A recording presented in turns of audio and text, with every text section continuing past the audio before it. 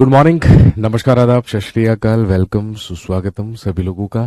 Class live हो चुकी है दोस्तों। 8:10 अब हुए हैं और तारीख आपको पता है, आज है 19 नवंबर 2024।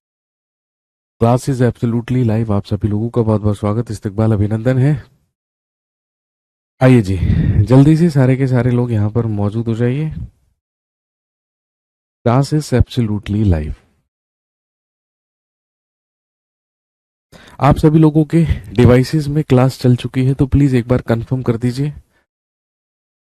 स्मिता मिश्रा, प्रकृति, शशि बाला, रमशा जावेद, आबिर मुखर्जी, नबीन, बर्मन, मालती, पंकज, अवधेश कुमार, सलोनी शर्मा, सोनू, शादाब अनवर, विपिन कुमार, काशिफ अंसारी, नाइमा परवीन, किशन कुमार, शिल्पा रानी, भावना। ये कुछ लोग हैं जिनके कमेंट्स यहाँ पर आ चुके हैं। आइए जल्दी से सारे के सारे लोग यहाँ पर मौजूद हो जाएंगे। दोस्तों, आप जानते हैं कि हम मेडिवल हिस्ट्री में मुगल एम्पायर के बारे में बात कर रहे थे, मुगल साम्राज्य के बारे में बात कर रहे थे, जिसमें हमने बाबर से लेकर और औरंगजेब तक 6 मुगल एम्परर्स या 6 मुगल बादशाहों के बारे में बात कर ली थी।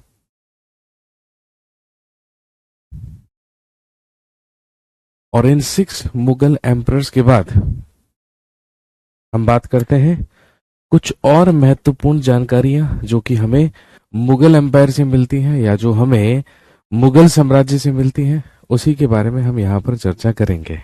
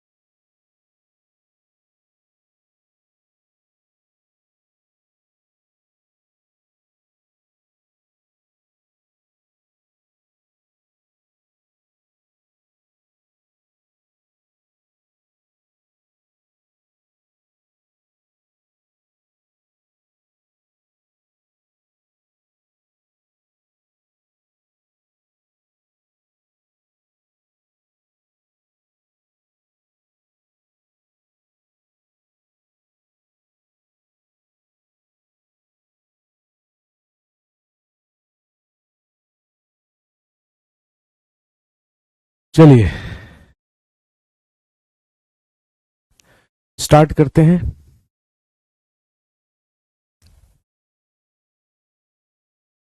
हम पढ़ रहे थे मेडिवल हिस्ट्री, और जिसमें हम बात कर रहे थे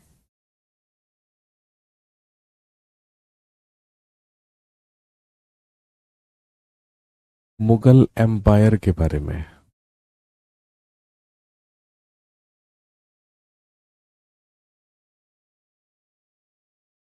या मुगल साम्राज्य के बारे में। मुगल एम्पायर, मुगल साम्राज्य में हमने which is most dangerous attack between Timur Lang and Genghis Khan. Abir Mukherjee, मेरे भाई, देखो, चंगेज खान ने तो दिल्ली सल्तनत पर अटैक ही नहीं किया था। अगर आप दोनों के इन्वेजन्स या दोनों के अटैक्स को आपस में कंपेयर कर रहे हैं तो पहली बात तो दोनों का कंपैरिजन नहीं है। Genghis Khan did not attack on Delhi सल्तनत। चंगेज खान ने दिल्ली सल्तनत पर आक्रमण नहीं किया था, जबकि तैमूर लंग ने किया था। मैंने आपको बताया था 1221 ईस्वी में जब चंगेज खान आया था, तो वो केवल और केवल एक उज्बेक शासक को मारने के लिए आया था जिसका नाम जलालुद्दीन मंगबरनी था। और उसने केवल और केवल इल्तुतमिश से ये कहा था कि आप जलालुद्दीन मंगबरनी की मदद नहीं करेंगे, जब मैं उस पर अटैक करूंगा तो आपको न्यूट्रल रहना होगा, आपको तटस्थ रहना होगा। तो दिल्ली सल्तनत पर एक बड़ा मंगोल आक्रमण होते होते बच गया। लेकिन अगर हम तैमूर की बात करें तो तुगलक डायनेस्टी में जब लास्ट सुल्तान नसीरुद्दीन महमूद शासन कर रहा था तो 1398 में 1398 में तैमूर इन्वेडेड दिल्ली सल्तनत। तो तैमूर ने दिल्ली सल्तनत पर आक्रमण किया और यहां से लूटपाट की, लगभग 1 लाख लोगों का कत्ल करवाया। अगर आप केवल और केवल अटैक्स को कंपेयर कर रहे हैं तो भाई डेफिनेट सी बात है, ज्यादा इंटेंस जो कत्लेआम हुआ, जो लूटपाट हुई, वो तैमूर के समय में हुई। चंगेज खान के समय में तो कुछ हुआ ही नहीं। चंगेज खान के समय में तो दिल्ली सल्तनत पर वो अटैक करने आए ही नहीं, वो तो पंजाब के ही सीमावर्ती क्षेत्र से वापस लौट गया था। समझ गए बात? चलिए अब हम बात करते हैं। सबसे पहले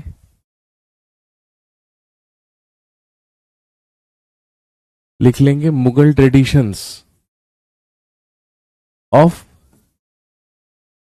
succession. Mughal traditions of succession, Hindi में आप लिख सकते हैं उत्तराधिकार की मुगल परंपराएं। उत्तराधिकार की मुगल परंपराएं। अब सक्सेशन के लिए, उत्तराधिकार के लिए मुगल्स किन परंपराओं का इस्तेमाल किया करते थे?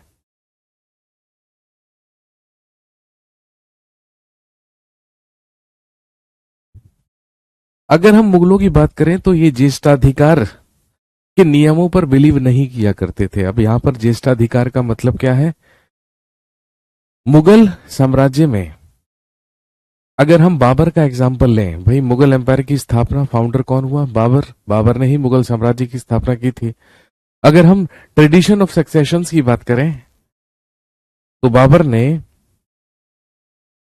बाबर के 4 बेटे थे, हुमायूं, कामरान, अस्करी और हिंदाल।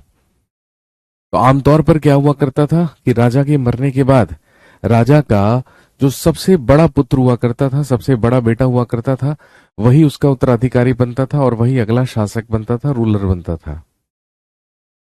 लेकिन बाबर ने ऐसा नहीं किया। अगर उसने ऐसा नहीं किया तो फिर उसने क्या किया? तो आप जानते होंगे कि बाबर ने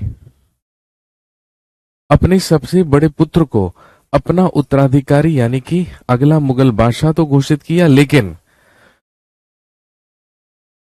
उसने अपने साम्राज्य को, उसने अपने बड़े पुत्र हुमायूं को यह आदेश दिया कि वो मुगल साम्राज्य को अपने सारे के सारे भाइयों में आपस में बराबर बराबर बांट दें।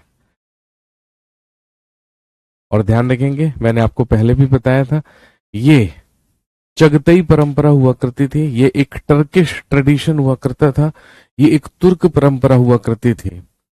और अगर हम इस परंपरा की बात करें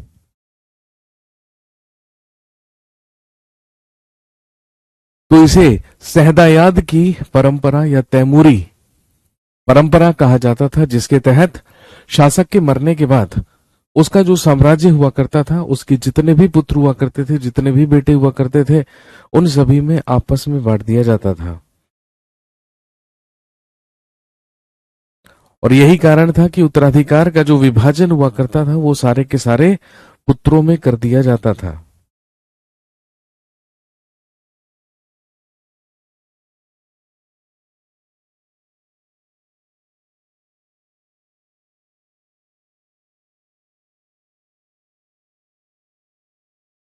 इसी को सहदायाद प्रथा कहा जाता था। दिस ट्रेडिशन है ना, this tradition was known as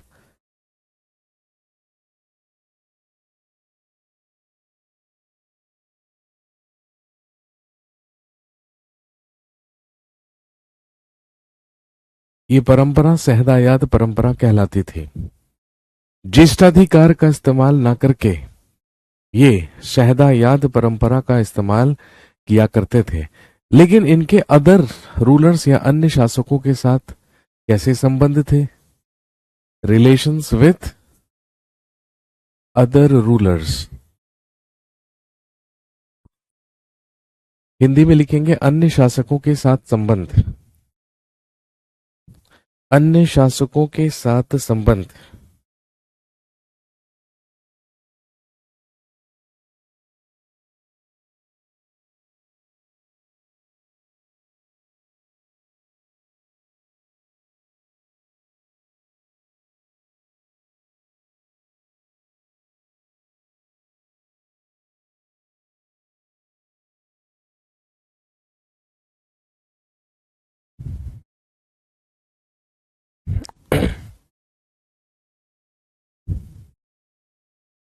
अगर हम मुगल एम्पायर के बारे में बात करें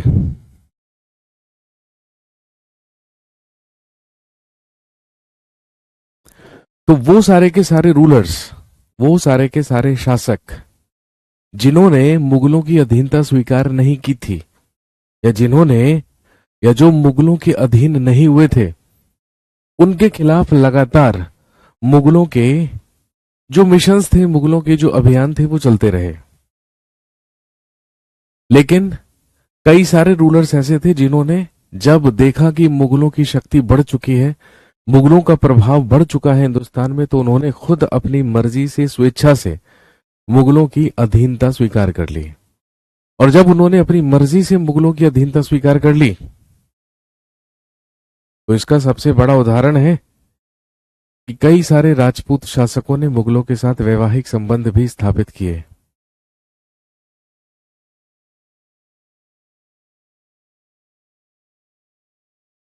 और आप अच्छी तरीके से जानते हैं, इसका एक जीता जागता उदाहरण है राजस्थान के आमेर का कछवाहा शासक राजा भारमल, जिसने अपनी पुत्री हरकाबाई का विवाह अकबर से किया था। और राजपूतों में वो सबसे पहला शासक माना जाता है जिसने मुगलों की अधीनता स्वीकार की थी। लेकिन दूसरी तरफ अगर हम मेवाड़ में सिसोदिया वंश को देखें तो उनके शासकों ने मुगलों की अधीनता कभी स्वीकार नहीं की और उनका संघर्ष लगातार मुगलों के साथ चलता रहा। लेकिन लंबे समय के बाद अकबर के शासनकाल में तो संघर्ष चलता रहा। लेकिन आप जानते हैं कि जब अकबर की मृत्यु हुई और मुगल बादशाह बना अकबर का पुत्र सलीम जहांगीर के नाम से, तो जहांगीर के ही शासनकाल में मेवाड़ के शासक अमर सिंह ने फाइनली मुगलों की अधीनता स्वीकार कर ली। और मुगलों की अधीनता स्वीकार करने के बाद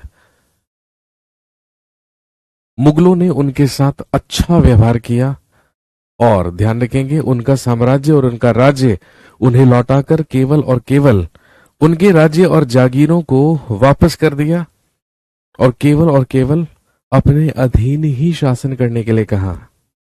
और यही रीजन है कि कई सारे ऐसे रूलर्स थे जो मुगलों से पराजित हुए थे, लेकिन फिर भी मुगलों के लिए उन लोगों के मन में रिस्पेक्ट हुआ करती थी, क्योंकि मुगल्स किसी भी शासक को हराने के बाद उसके साथ सम्मानजनक व्यवहार किया करते थे, उनके राज्य उनको लौटा दिया करते थे। लेकिन ये लंबे समय तक नहीं चला, ये हमेशा नहीं चला भाई, क्योंकि ये चीजें ज्यादातर अकबर और जहांगीर के समय में तो फॉलो हुई, लेकिन धीरे धीरे समय बदलने लगा शाहजहां के समय से, और फिर पूरी तरीके से बदल गया औरंगजेब के टाइम पर। क्योंकि आप जानते हैं कि औरंगजेब धार्मिक रूप से एक बेहद कट्टर शासक था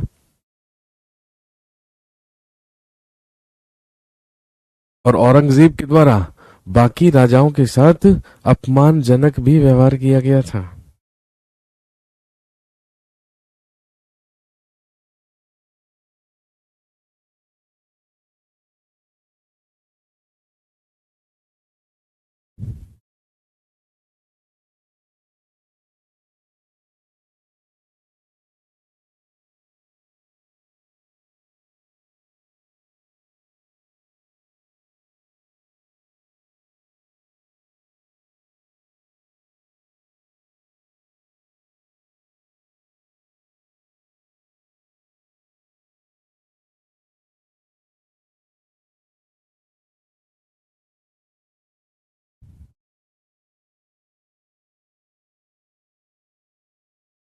अब हम जानेंगे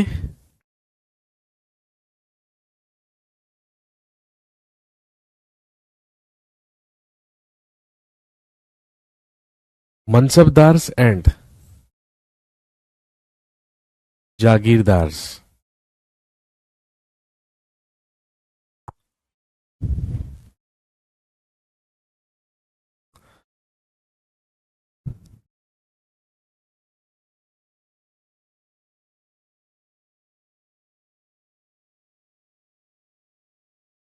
मनसबदार्स एंड जागीरदार्स। अब सबसे पहले हम ये समझेंगे कि मनसबदार और जागीरदार किन्हें कहा जाता था। अगर हम अकबर के शासनकाल की बात करें तो अकबर के शासनकाल से पहले मुगल दरबार में या मुगल एडमिनिस्ट्रेशन में या मुगल प्रशासन में केवल और केवल टर्किश ऑफिसर्स ही हुआ करते थे या तुर्क अधिकारी ही हुआ करते थे। लेकिन अकबर के शासनकाल से अब ईरानियों को, अफगानियों को, भारतीय मुसलमानों को, राजपूतों को, मराठाओं को, इन सारे के सारे लोगों को भी मुगल प्रशासन में शामिल किया गया। जैसे फॉर एग्जाम्पल आप जानते हैं अकबर का सेनापति हुआ करता था मान सिंह, जो कि भगवान दास का पुत्र था, यानी कि अकबर की पत्नी हरकाबाई का भतीजा हुआ करता था मान सिंह, वो अकबर का सेनापति था। अकबर का फाइनेंस मिनिस्टर, वित्त मंत्री टोडरमल हुआ करता था। दोनों के दोनों हिंदू थे भाई। कहने का मतलब अकबर के शासनकाल से पहले तो बड़े ऑफिसर्स या जो बड़े अधिकारी हुआ करते थे वो केवल टर्किश या तुर्क हुआ करते थे। लेकिन अकबर के शासनकाल से अब भारतीय मुसलमानों को, ईरानियों को, अफगानियों को, मराठाओं को, राजपूतों को भी मुगलों में बड़े प्रशासनिक पद दिए जाने लगे, बड़े एडमिनिस्ट्रेटिव पोस्ट दी जाने लगी। इन्हीं बड़े प्रशासनिक पदों को मनसब कहा जाता था और वो मनसबदार कहलाते थे।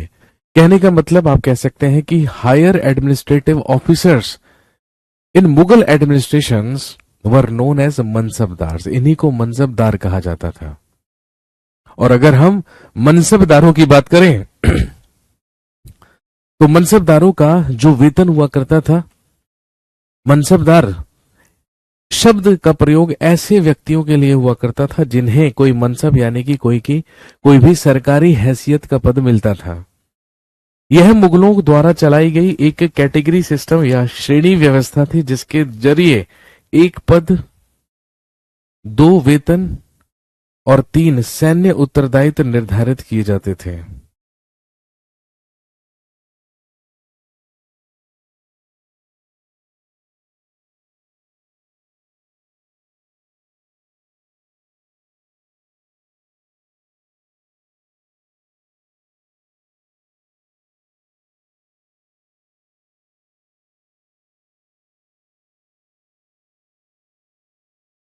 और इसके अलावा ध्यान रखेंगे मुगलों के द्वारा रेवेन्यू जनरेट करने के लिए या राजस्व एकत्रित करने के लिए जो प्रांत दिए जाते थे, जो भूमियां दी जाती थी, उन्हीं को क्या कहा जाता था? जागीर कहा जाता था। और जिन अधिकारियों को वो जागीरें दी जाती थी वही क्या कहलाते थे? जागीरदार कहलाते थे।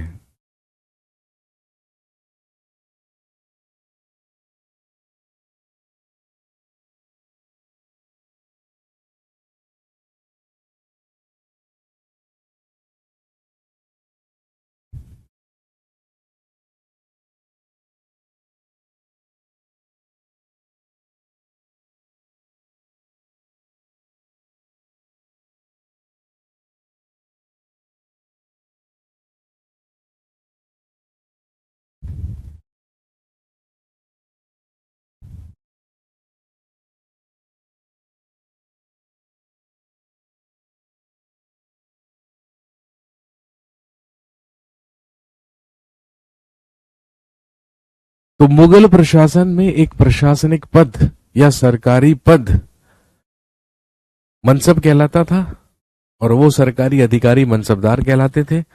और मुगलों के ही समय में रेवेन्यू जनरेट करने के लिए, राजस्व वसूल करने के लिए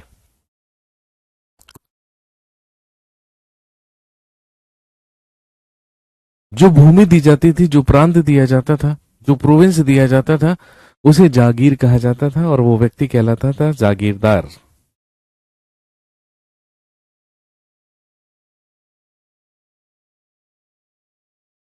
इसके बाद समझेंगे जब्त एंड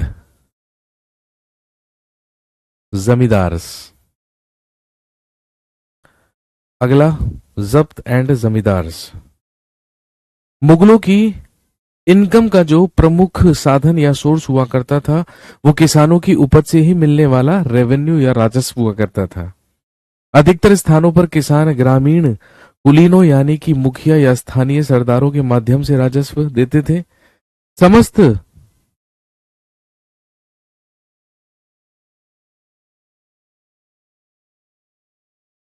मध्यस्थों के लिए, चाहे वे स्थानीय ग्राम के मुखिया हो या फिर शक्तिशाली सरदार,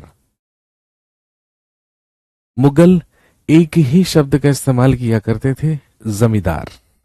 बेसिकली जमींदार वो गांव के या वो क्षेत्र के प्रमुख या मुखिया हुआ करते थे जो किसानों से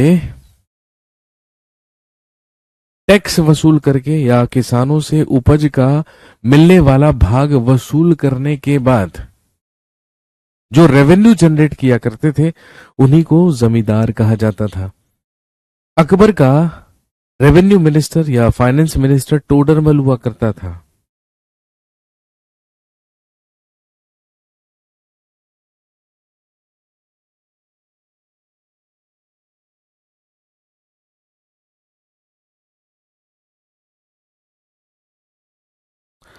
और ध्यान रखेंगे टोडरमल के ही द्वारा 1570 से लेके 1580 तक 10 साल तक जो उपज हुआ करती थी उसका निरीक्षण किया गया।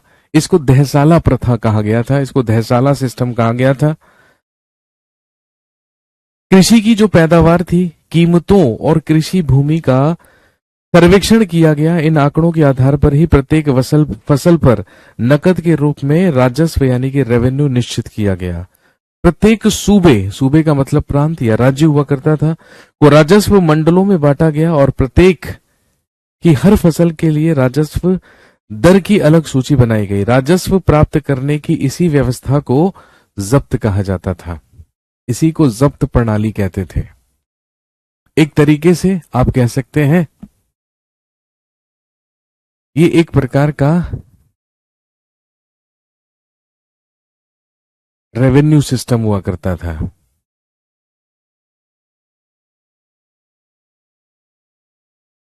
एक प्रकार की राजस्व प्रणाली हुआ करती थी जिसको फॉलो किया गया था मुगल काल में।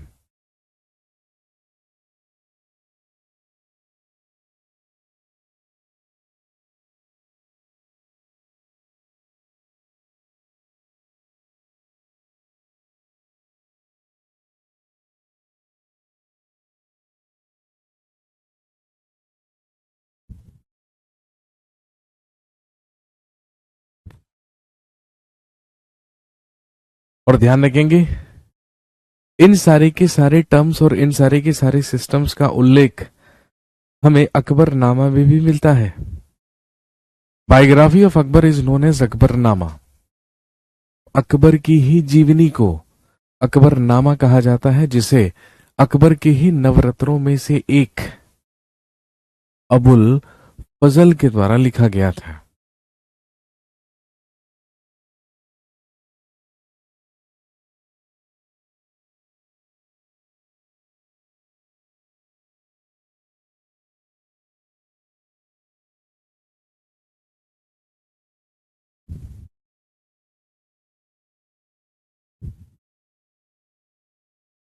इसके बाद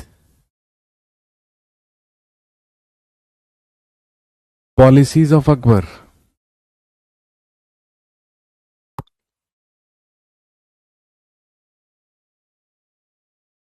पॉलिसीज ऑफ अकबर या अकबर की नीतियां।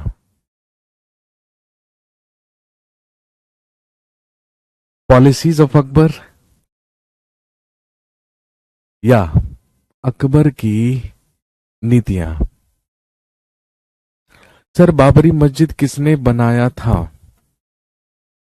हाँ, बाबर का एक सेनापति हुआ करता था जिसका नाम था मीर बाकी।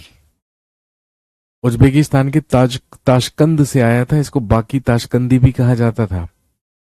तो बाबर के सेनापति मीर बाकी ने ही 1527-28 ईस्वी में बाबरी मस्जिद का निर्माण करवाया था।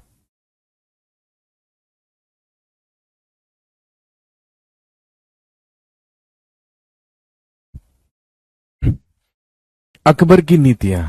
अगर हम अकबर के साम्राज्य की बात करें,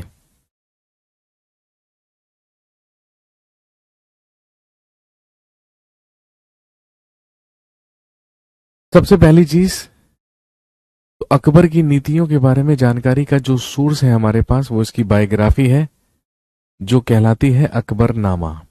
अभी अभी मैंने आपको बताया, इसको अबुल फजल के द्वारा लिखा गया था। Akbarnama is his biography. और अकबरनामा से ही हमें यह जानकारी मिलती है कि अकबर का जो साम्राज्य हुआ करता था वो डिफरेंट प्रोविंसेस या विभिन्न प्रांतों में बटा हुआ था, जिन्हें सूबा कहा जाता था। अकबर ने अपने पूरे के पूरे साम्राज्य को कुल 14 प्रोविंसेस या 14 सूबों में बांटा था।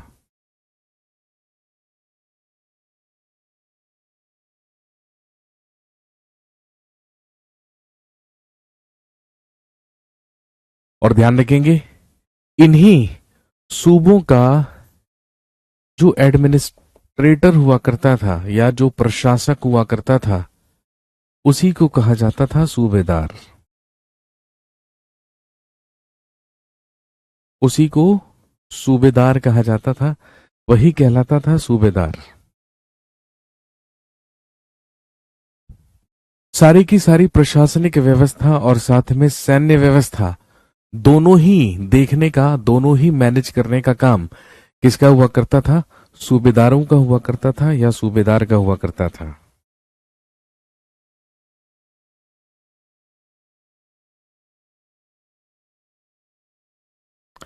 और ध्यान रखेंगे, हर एक सूबे में, हर एक प्रांत में एक फाइनेंशियल ऑफिसर भी हुआ करता था, एक वित्तीय अधिकारी भी हुआ करता था, और इसी वित्तीय अधिकारी को दीवान कहा जाता था। यानी कि प्रशासनिक अधिकारी सूबेदार, और वित्तीय, और जो वित्तीय अधिकारी हुआ करता था उसे दीवान कहा जाता था। सुलह ए कुल क्या था सर? अकबर के शासनकाल में अकबर की ही नीतियों में से एक था सुलह ए कुल की नीति। इसका मतलब था यूनिवर्सल ब्रदरहुड, सार्वभौमिक भाईचारा। क्योंकि अकबर एक सेकुलर रूलर था, एक धर्मनिरपेक्ष शासक था, सारे के सारे धर्मों को बराबर रिस्पेक्ट किया करता था, बराबर संरक्षण दिया करता था। और ध्यान रखेंगे, यूनिवर्सल ब्रदरहुड, सार्वभौमिक भाईचारे का संदेश अकबर के द्वारा दिया गया था, जिसे सुलह कुल कहा जाता था भाई।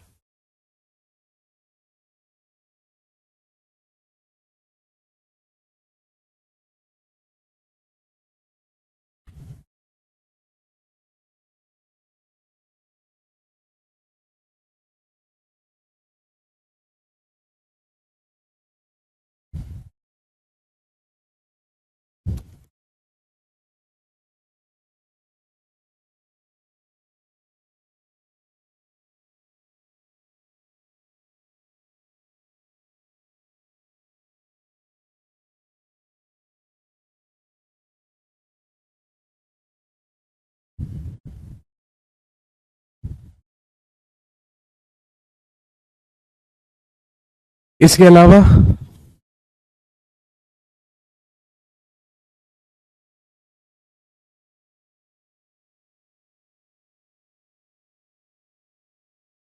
एक हुआ करता था बख्शी।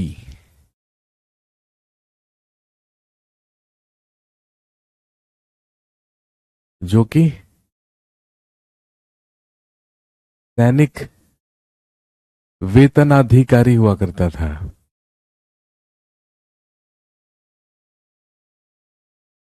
सैनिक वेतनाधिकारी को ही बख्शी कहा जाता था।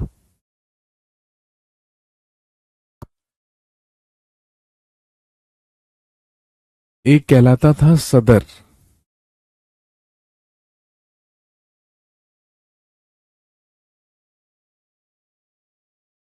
धार्मिक कार्यों का मंत्री, मिनिस्टर ऑफ रिलीजियस वर्क्स, कहलाता था सदर।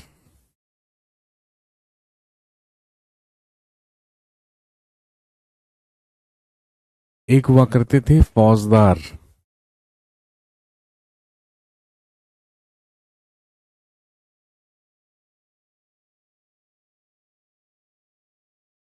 जो कि सेना नायक हुआ करते थे।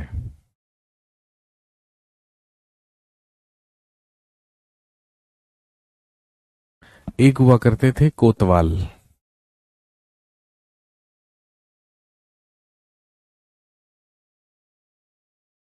जो कि नगर पुलिस अधिकारी हुआ करते थे।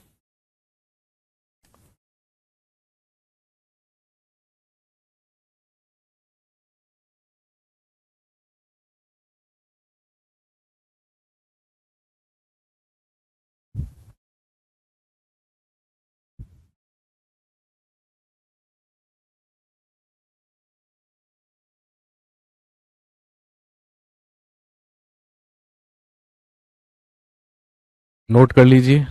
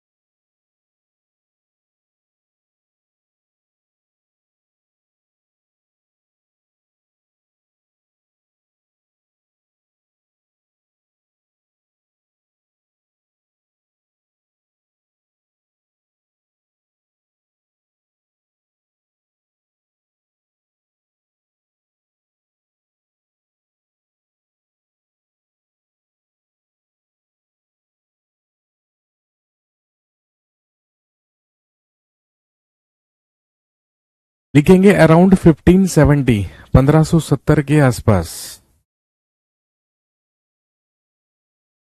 अराउंड 1570 या 1570 के आसपास Akbar shifted his capital to Fatehpur Sikri.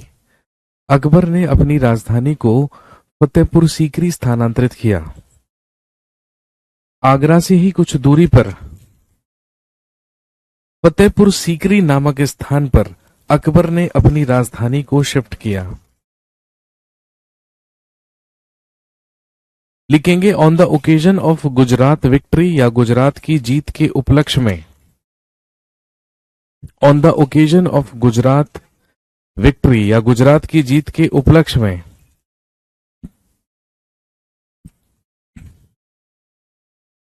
लिखेंगे अकबर बिल्ट बुलंद दरवाजा इन फतेहपुर सीकरी। अकबर ने फतेहपुर सीकरी में बुलंद दरवाजे का निर्माण करवाया।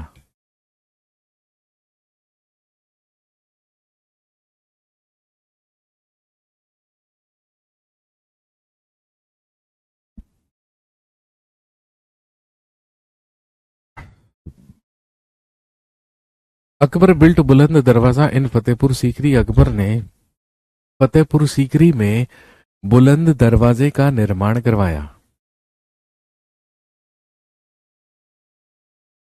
इसके अलावा सभी धर्म के प्रतिनिधियों के साथ धार्मिक चर्चाएं करने के लिए अकबर के द्वारा एक भवन बनवाया गया जिसे इबादत खाना कहा जाता था। सर आईने अकबरी क्या है?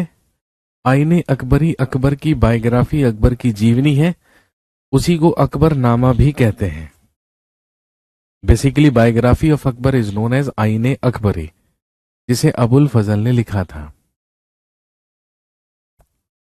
इसके अलावा अकबर ने फतेहपुर सीकरी में ही इबादत खाना नामक एक इमारत बनवाई, जो कि एक धार्मिक संसद हुआ करती थी, जहां पर विभिन्न धर्मों के व्यक्तियों के साथ धार्मिक चर्चाएं अकबर किया करता था।